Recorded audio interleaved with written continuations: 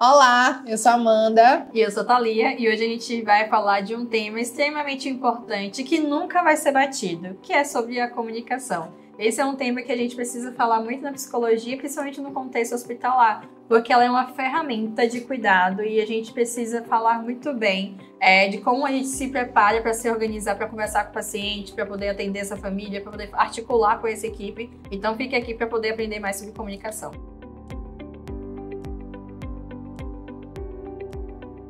Exatamente. A comunicação não é só o ato de transmitir algo, mas sim, às vezes, tem um ato de criação de vínculo, algo de uma via mais terapêutica. Então, é algo que pode ter repercussões na forma que a gente comunica, ou de iatrogenias, ou de cuidado. Então, a gente tem que ter zelo com relação a isso, né? Então a gente vai começar com a nossa primazia, que é a comunicação com o paciente, né? Porque que você acha que é o maior desafio quando a gente fala com esse paciente, quando a gente vai atendê-lo, por exemplo? Acho que o primeiro desafio do psicólogo é saber avaliar, porque assim, pra gente conseguir saber como é que a gente vai falar com o paciente, a gente precisa primeiro saber se ele tem repertório de linguagem, conhecimento com relação à escolaridade, então tem que adequar a linguagem para aquele paciente, né? E importar também o que a gente diz, né? Isso essa pessoa está recebendo. Uma coisa é simplesmente falar, outra coisa, quando a gente fala comunicar, é saber o que o outro está escutando, o que o outro está entendendo. Por isso que é fundamental a gente perguntar, o que você entendeu daquilo que eu falei aqui agora? O que você entendeu quando o médico disse isso e aquilo?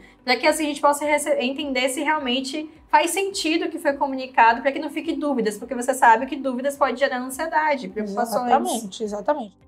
Formas de comunicar podem se adaptar independente do setting, né? Então, tem situações de pacientes em ambulatório que a perspectiva é totalmente diferente de um paciente numa enfermaria, que muitas vezes ele tá ali em uma observação, ou numa UTI, por exemplo, quando o paciente não tem condições de fala, como pacientes tracostomizados, pacientes que estão entubados. Então, assim, a gente precisa ir adaptando formas e ser criativo na forma que a gente vai se comunicar para ter eficácia com relação a isso. Até também pra gente avaliar se cabe falar aquilo naquele momento. Às vezes a gente vê como se fosse como um roteiro de tipo, eu preciso dizer isso, eu preciso dizer aquilo, o paciente precisa saber sobre essa informação. Talvez não seja um momento adequado, né? Então a gente precisa entender como é que o paciente está. Será que é um momento de falar uma notícia difícil? Ou ele está em um momento muito sensível, né? Tá choroso, ele está processando várias perdas pelo processo de adoecimento, ou porque está internado. Então a gente precisa avaliar muito bem como e quando a gente vai comunicar o que precisa ser dito.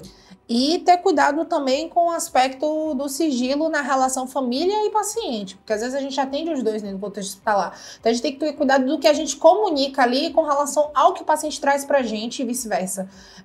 Porque às vezes o paciente traz uma perspectiva até que é da própria família, que causa um sofrimento, a família fica perguntando como é que ele tá, e aí se você falar, sua presença aqui não faz bem a ele, tem que ter muito cuidado, gente, com isso. Não, e às vezes a comunicação, Amanda, o paciente escuta uma coisa, a família escuta outra coisa, e aí há uma confusão de comunicação, ou porque às vezes tem um familiar que é o cuidador principal, que ele realmente está acompanhando ali toda a passagem de plantão, né, toda a visita multi, e aí quando ele vai comunicar com os seus parentes, acaba que a comunicação fica um pouco perdida, porque é ele que está presente, mas às vezes ele não compreendeu completamente o que foi dito, e aí passa uma coisa, informação totalmente errada, às vezes, para a família vem, o que houve, o que aconteceu, me falaram isso, e às vezes não é bem exatamente aquilo que aconteceu.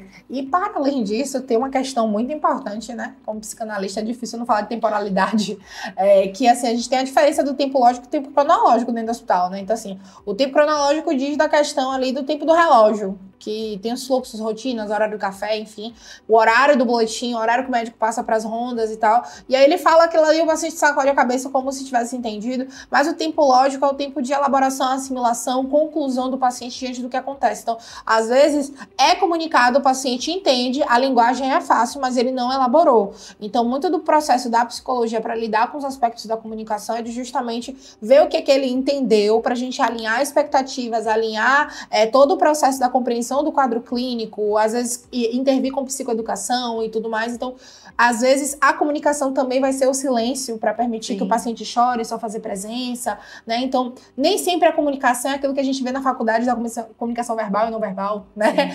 Às vezes, a comunicação também é o não dito ou o mal dito, né? Então, a gente tem que tomar cuidado. Até como você reage fisicamente, né? Exato. Então, se você tá olhando para aquela pessoa atentamente, às vezes a gente vê cenários da equipe de usando o celular no meio do atendimento, né? Assim, Sim. quando tá uma visita de multi ali. Perfeito descaso. E aí, precisando do celular, ou receber uma ligação, já vai logo atendendo. Às vezes pode ser uma emergência, entendemos, mas às vezes não é. E aí o paciente fica, nossa, eu não sou prioridade, assim, eles não se importam comigo. Então a gente tem que ficar muito atento a como a gente reage, a como a gente se comporta.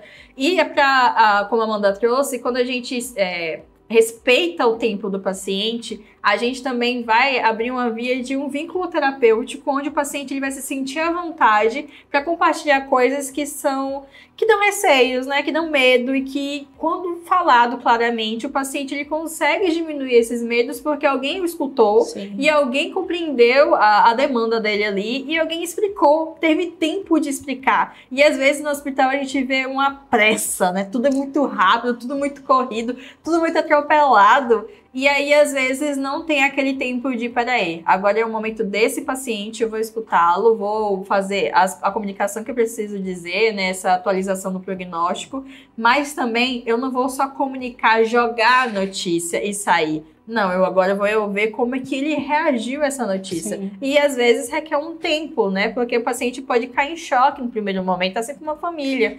Então, quando a gente fala em comunicação, a gente precisa saber como é que esse paciente está diante das comunicações Sim. que estão sendo feitas, como a família está reagindo e lidando com todo esse processo, e como a equipe está articulando em conjunto para o melhor cuidado dessa Como a equipe está lidando, até porque muitas vezes a gente vai instrumentalizar. Uma das coisas que eu gosto de falar é que o psicólogo ele é um tradutor entre linguagens, porque a linguagem nunca é igual. Sempre tem uma perspectiva muito diferente, né? Então, algo que a gente precisa ter esse cuidado ali é com relação a justamente essa questão de que, às vezes, eu posso estar falando as coisas na melhor das intenções, mas, como diz Lacan, né, eu sei o que eu disse, mas eu não sei o que o outro escutou, né? Porque a perspectiva é muito diferente. Então, prognóstico reservado, que é isso? Né? Paciente evoluiu a óbito, né? Faz uma coisa positiva, né? Evoluiu, ou se não, paciente mantém estabilidade clínica. Estabilidade é linearidade, mas não quer dizer que ele não está grave, né? Então, assim,